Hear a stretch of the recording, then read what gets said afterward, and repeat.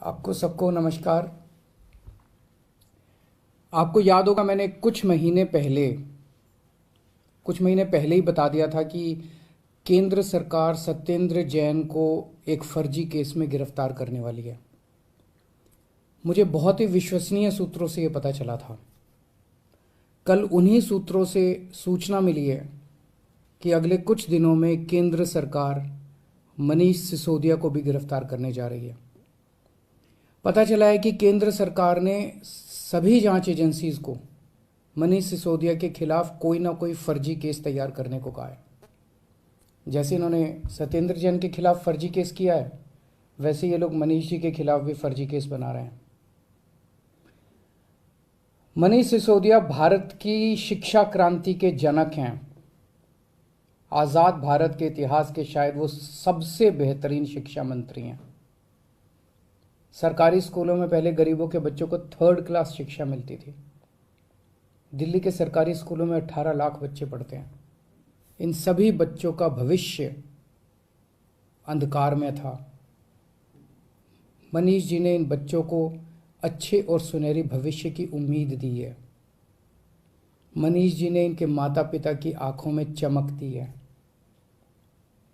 आज मैं उन 18 लाख बच्चों से पूछना चाहता हूं, बच्चों, क्या आपके मनीष सिसोदिया भ्रष्ट हैं?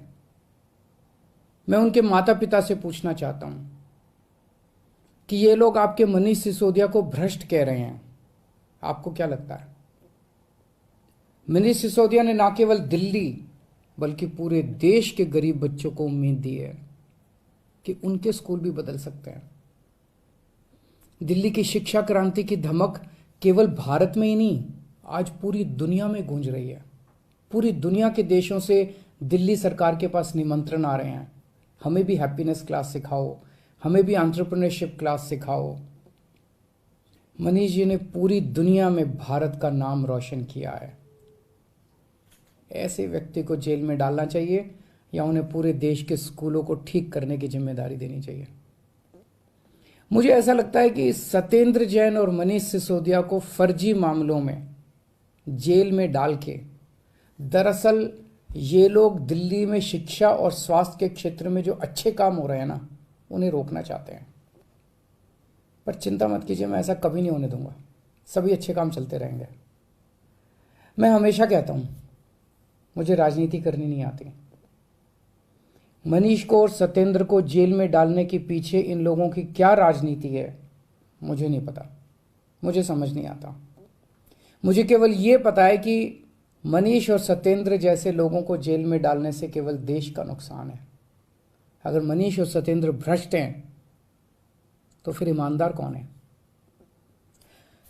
खैर, मेरी प्रधानमंत्री जी से हाथ जोड़ के विनती है, ये एक एक करके जेल में डालने की बजाय आप आम आदमी पार्टी के हम सभी मंत्रियों और सभी एमएलएज को एक साथ जेल में डाल दीजिए। सारी जांच एजेंसीज को बोल दीजिए कि एक साथ सारी जांच कर ले। आप एक एक मंत्री को गिरफ्तार करते हो, इससे जनता के कामों में बाधा होती है।